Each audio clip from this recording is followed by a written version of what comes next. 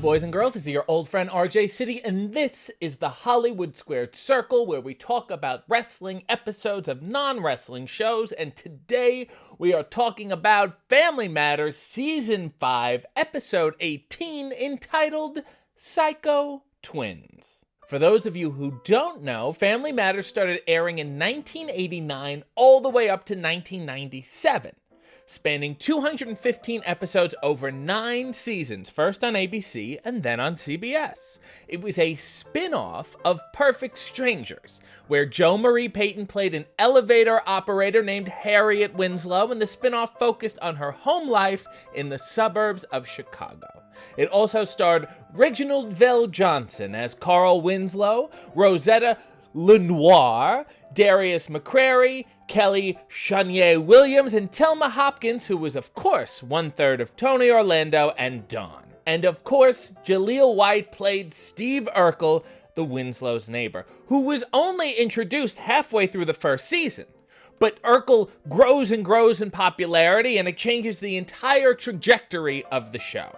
It not only became more and more focused on the comedic exploits of Carl and Steve, but, halfway through the run, the show just starts jumping the shark multiple times with time traveling, teleportation, robot characters, Steve turning into the handsome Stefan, and then Steve and Stefan becoming completely different people. It got so out of hand that by the final season, Jo Marie Payton is out of there. She completely walks off, and she's replaced halfway through the last season by Judy Ann Elder, which is probably for the best, because by the last episode, fucking Steve is in space. So the Psycho Twins episode is in Season 5, which is where they're really starting to turn the corner on odd plots. Guest starring in this episode is late-night stand-up comedian Johnny Dark as Lou, the wrestling promoter, Luke and Butch, the Bushwhackers, who, if you don't know, were a legendary, wild, and violent tag team first known as the Sheep Herders,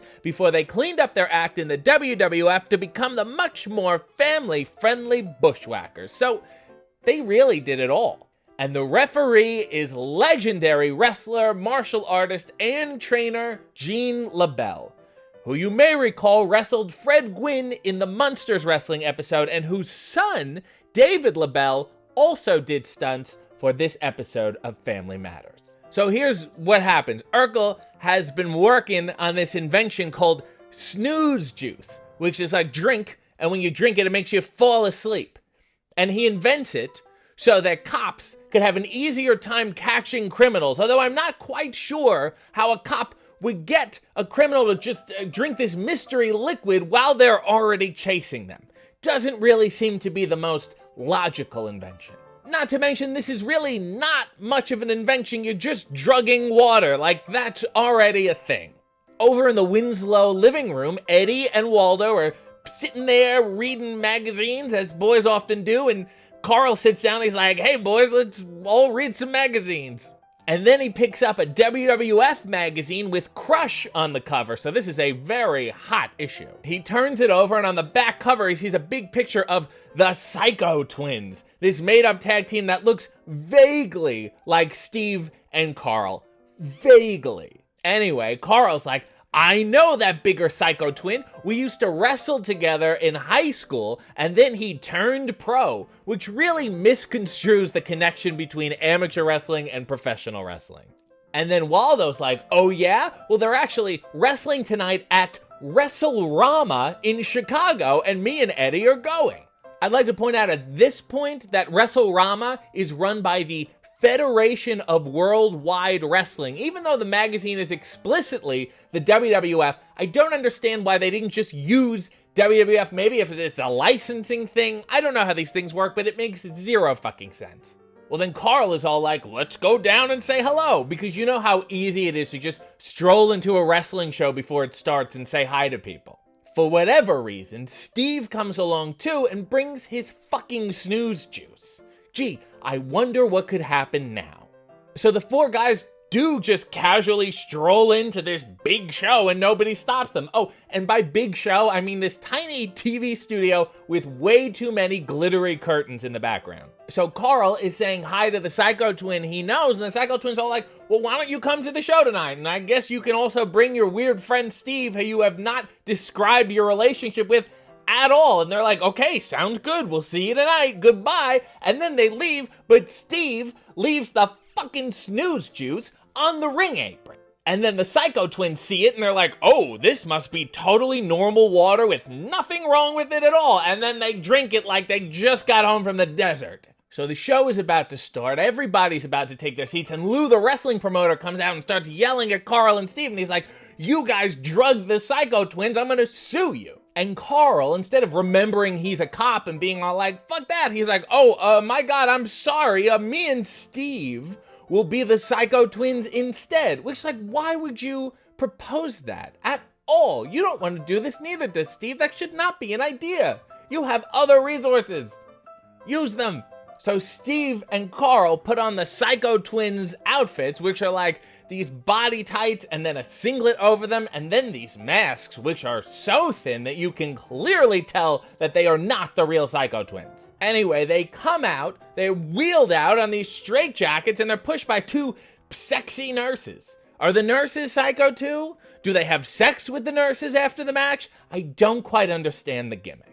Anyway, Steve and Carl immediately start acting crazy. I guess they've seen the Psycho Twins before, and no one seems to be able to tell the difference. Oh, and then just before the match starts, Carl tells Steve, don't worry, the Bushwhackers know that we can't wrestle at all. They said they're going to take care of us, and they're going to make us look great. And they do. The opening of the match is really just the Bushwhackers carrying the Psycho Twins and making it look like they're doing stuff and basically wrestling themselves. Everyone's having a great time wrestling, and they're all chatting, and then one of the Bushwhackers is like, so Carl, what do you do? And he's like, I'm a cop. And then the Bushwhackers is like, oh my God, we hate cops. They arrested my mom last night. So the Bushwhackers lose their shit and start beating the shit out of Carl and Steve. Gene LaBelle even takes a bump, and then they take Steve and they throw him over the top rope into the front row, and he lands in the laps of Waldo and Eddie. And then Steve is all like, hey guys, this shit is real.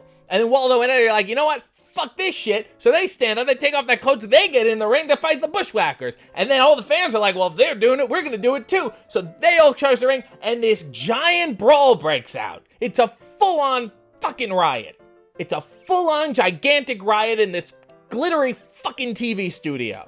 And then they cut to after that, where it's just Steve and Carl at home, and they're all in pain, and they all have ice packs on, and Steve's all like, fuck you for doing that to me, and Carl's all like, you know what, fuck you for doing that to me. And then they get a phone call. It's Lou, the promoter, and he wants them to wrestle as the Psycho Twins again, except this time, he wants them to wrestle the sexy nurses. And they agree, and that's the end of the episode.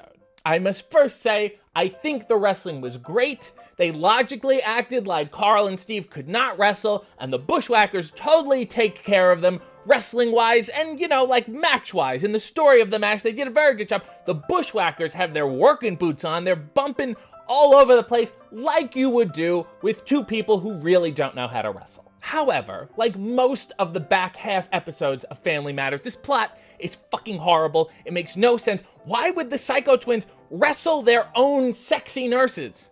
For what purpose? The Bushwhacker match didn't have a finish. They should wrestle the Bushwhackers again, not the nurses. What do the nurses have to do with anything?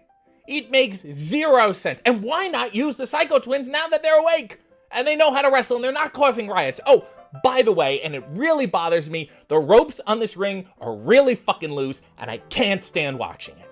So that was the Family Matters episode entitled Psycho Twins. This has been the Hollywood Squared Circle, and I have completely wasted your time. Guests of the RJ City Show, subscribe to his channel, follow him on social media, and buy his t-shirts at ProWrestlingTees.com/RJ City.